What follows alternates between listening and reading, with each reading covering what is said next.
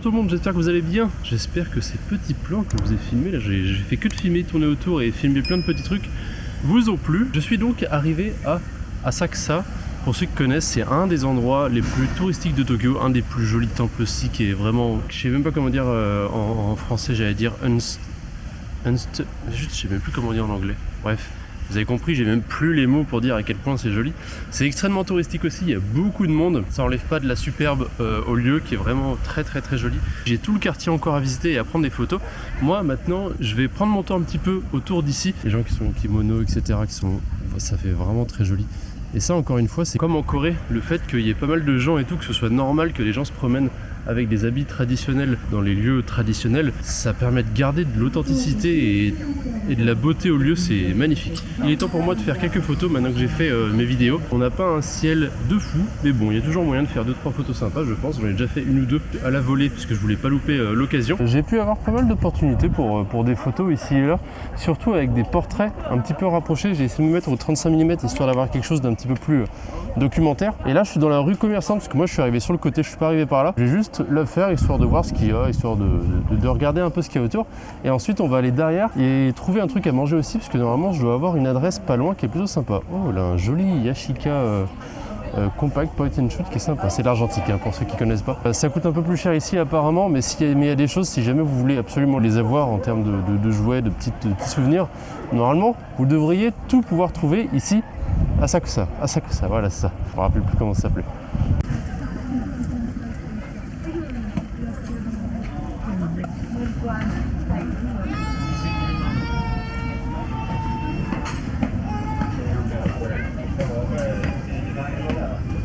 Ça, c'est ce qu'il y avait dans la vidéo de TV lui quand ils étaient, ou juste lui, je sais plus quand ils sont à Asakusa, et qui était apparemment pas foufou. Hein. Tiens, des perruques, Léa, tu veux ça en souvenir?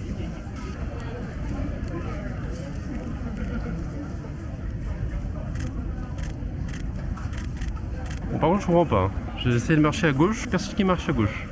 Je fais des efforts maintenant et à chaque fois que je veux en faire, puis en plus après je vais arriver à Osaka, c'est l'inverse. Bref.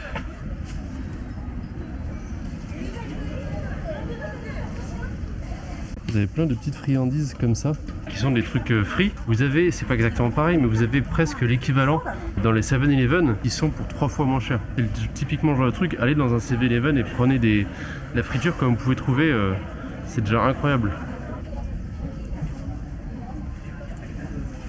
On m'a recommandé sur Instagram cette petite boulangerie, j'allais dire, c'est une espèce de boulangerie où ils vendent des melon pan qui sont apparemment très bons. Et vu que j'ai déjà goûté celui du 7-Eleven, qui sont des brioches assez classiques, qui sont bons mais rien de spécial, du coup ça va me pouvoir me permettre de goûter d'autres qui apparemment sont bien meilleurs. C'est déjà gros en plus, et après je vais juste manger quelque chose d'autre. Enfin bref, on verra. De toute façon j'ai de la place. Je suis désolé pour la vendeuse, mais faut que je me vide de ma monnaie là, c'est pas possible, c'est trop chiant. Mon portefeuille est énorme à cause de tout ça là. Il y a plein de pièces de 1 qui servent à rien.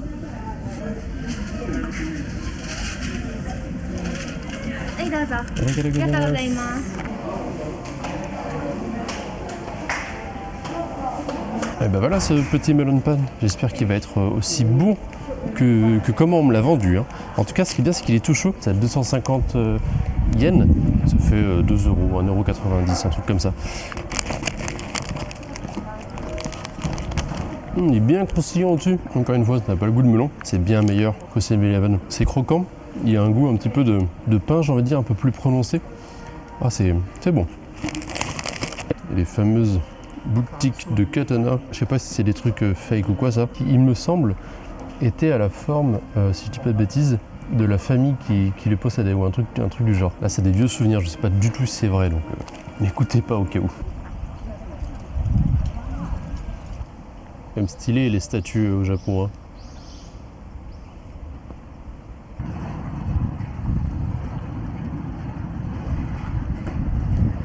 sommes ici donc pour déguster des gyudon. Gyudon qui sont donc, je sais pas si c'est exactement ça à chaque fois, mais en gros, il y a du donburi qui existe.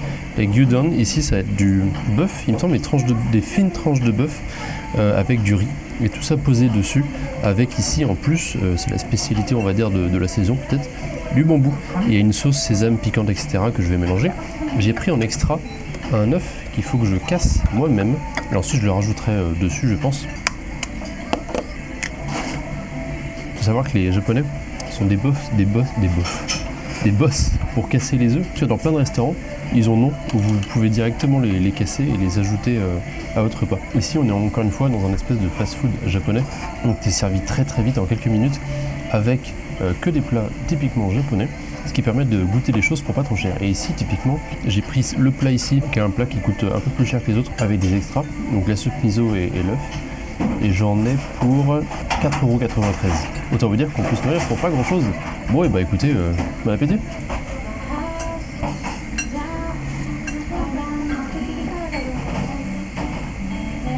Le goût de la sauce sésame. Oh, quel délice. Je pense que je vais mettre l'œuf dedans et essayer de mélanger.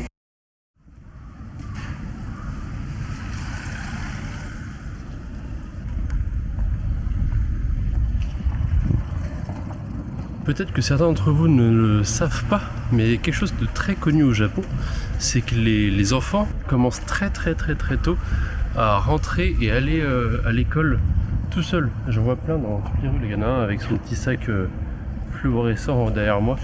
Et ils ont tous un petit peu le même attirail, la même tenue, le sac, un petit sifflet d'urgence, etc. Même s'il leur arrive rien. Et ils rentrent comme ça chez eux, à pied tous. Et donc il y a plein de petits comme ça qui se baladent. Ils sont tout mignons et qui essayent de s'occuper dans la rue quand ils sont tout seuls. Et quand ils sont à deux, ils blablatent, ça parle de je ne sais quoi. Assez marrant, très mignon à voir. Et ça montre aussi d'autres sécurité qui est dans la ville. Il y a une émission Netflix, il faudrait vous chercher par vous-même parce que moi je me rappelle plus, mais où c'est des enfants justement qui sont envoyés en mission par leurs parents et qui sont filmés avec une équipe. C'est une des émissions les plus adorables que vous pouvez regarder.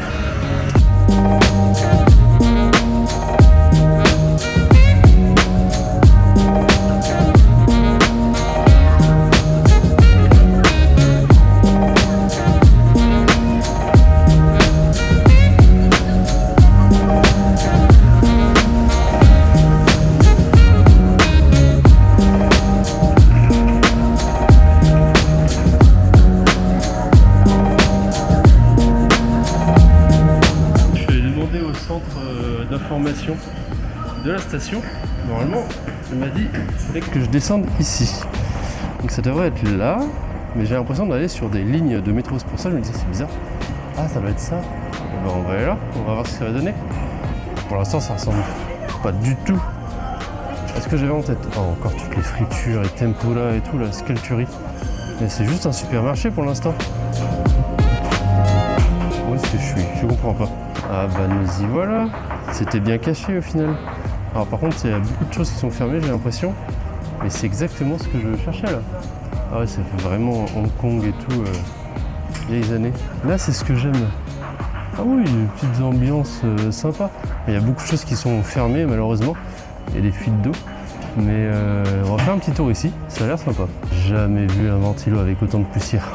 Putain, c'est con, il y a un mec là le vendeur de DVD, qui est très stylé, mais impossible de le prendre en photo là. Et vous avez plein de films, Titanic, des trucs japonais. J'ai pris des jolies photos aussi au petit restaurant qu'il y a ici, mais là on baigne dans le jus, j'ai l'impression d'avoir été téléporté dans les années 90. Je commence à comprendre pourquoi dans certaines vidéos je vois qu'il y en a plein qui tombent sur des restaurants fermés, etc. Partout là où je vais, c'est tout le temps fermé. J'ai l'impression que tous les restaurants au Japon, enfin à Tokyo, ouvrent à partir de 17h et plus pour le soir, quoi, pour les dîners. Et là, vous avez plein de touristes et tout qui sont affichés sur des espèces de lumignons, pour ceux qui connaissent les traditions lyonnaises. L'endroit est très cool. Hein.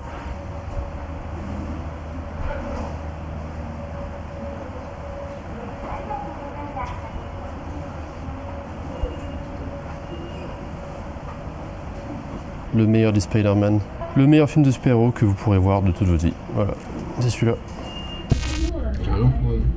Ouais. Oh, Bah bonne chance Antoine pour manger ça. Ça va être un délire à manger. Moi je pensais que c'était 2 fois moins que ça, on est d'accord. Hein. Bah elle a dit une personne hein. En plus elle a voulu qu'on commande 4 parce qu'on est 4. La traduction était peut-être pas ouf non plus, on va pas se cacher. J'ai mis le doigt dedans. Antoine on va faire une petite interview là. On va grave pas partager en fait. Attends, t'es comme ça là, t'es en train de... T'es sournoise comme ça toi. Mais en fait j'ai pas vu ce que t'as fait dans tes vlogs jusqu'à maintenant. Quoi la ligne éditoriale de tes vlogs? L'éditorial c'est l'immersion sur la nourriture au Japon. C'est principalement ça. Sur la nourriture hein? Non, ou pas sur la nourriture, mais c'est parce que je parle quasiment que de ça. Oh c'est bon ça. C'est bon? Ah ouais. Décris-nous le plat alors. Le plat ça a un goût pas trop fort, le matcha est super doux. On le sent pas trop. Je vois c'est meilleur que nous. Ah ouais? En fait, de quoi c'est le matcha? Ouais. C'est plus sucré je crois. Ouais, vas-y. Elle a mangé mes mains. Dégueulasse, on vient. Après viens voir si je prends que de la glace. Je prends que de la glace, tu prends que de la glace quoi. On dirait manger de la neige. Je te jure. De la neige. Eh t'as bien résumé le truc hein. On dirait que tu jettes ta compote dans le... C'est ça. C'est quoi la chose qui t'a le plus surpris pour le moment ici? Je dirais que les Japonais sont pas aussi froids que ce que j'entendais. Alors, ils sont assez chaleureux, ils viennent facilement vers toi et tout, pas aussi fermés que ce que je pensais. Le nombre de posters de femmes à poil et tout que tu vois partout, c'est un truc de fou. Alors, au Japon, ça n'existe pas. En Corée, ça n'existe pas. Ouais, voilà. Et encore, elles sont en général, c'est en maillot de bain ou quoi. Et là, dans la rue, t'as des posters ou des DVD de cul et tout, genre en mode normal, t'es complètement décontracté, c'est trop bizarre. Et même en France, ça se fait pas du tout ça quoi. Est-ce que le Japon est un pays de pervers? Je pense ouais. Ouais, Je pense un peu beaucoup ouais. Une partie de ça, tu pourras le montrer? Ouais. Mais tout le reste du corps, ça c'est roule. Tout le reste c'est OSEF. Ouais, du coup, pays cible. Et les DVD de caméra cachée dans les toilettes et tout aussi. C'est terrifiant ça. Je sais pas si c'est vrai ou pas, tu vois, mais. Alors parfois ça l'est pas, mais parfois je pense que ça l'est vraiment.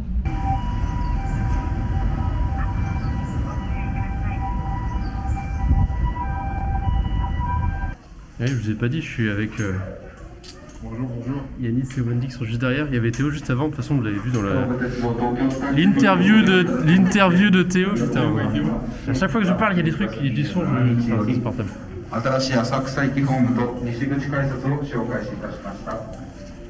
Je les accompagne, du coup, ils vont à la Skytree. Je me suis dit, pourquoi pas, voir Tokyo de nuit avant de partir, parce qu'il me reste encore une journée demain. Tokyo by night, depuis le ciel, avant de partir, ça peut être sympa.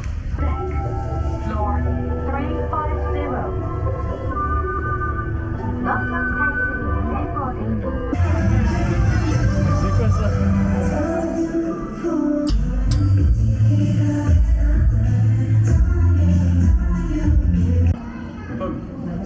Le gros caca au sol là? De quoi? Le gros caca.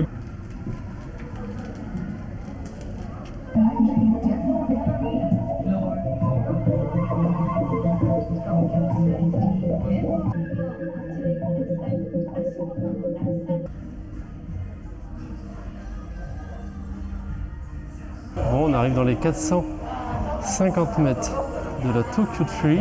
Et bon, avec la pluie... Voilà, bah oui, mais on voit même rien du tout là. Ah si, un petit peu. Après, il n'y a pas le plus de visibilité, mais ça reste impressionnant. Cette vue incroyable. Ah, vous avez quelques éclaircies avec les nuages qui passent, mais... Ouais. Il y a des ouvertures à...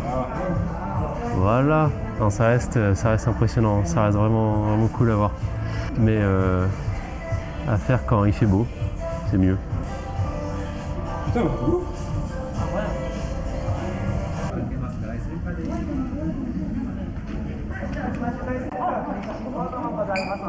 Retour à Okubo, ma station. Moi je vais passer au 7-Eleven et on se retrouve dans la chambre. Avant dernière nuit, c'est ça. J'ai trouvé des petites choses, j'avais pas vu, il y avait une espèce de mini salade, donc du coup j'ai pris celle-là, c'est pumpkin, donc citrouille, cream cheese, nuts et sirop d'érable. Ça a l'air pas mal, c'est tout petit, hein. Ça a l'air pas mal. C'est un peu cher pour le prix quand même, c'est 270 yens. Donc là, ça coûte à peu près 2 €, 1,90 €, c'est ça. Des petits sandwichs, ça je voulais les essayer. avec des morceaux de poulet pané à l'intérieur. Pudding de lait, milk pudding, qui a l'air pas mal du tout. C'est un peu plus petit que des sandwichs triangles en France. Qu'est-ce que c'est bien garni. Vraiment très bon.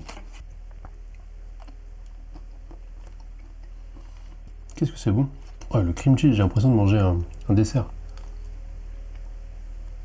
Oh, trop bon. Complètement validé.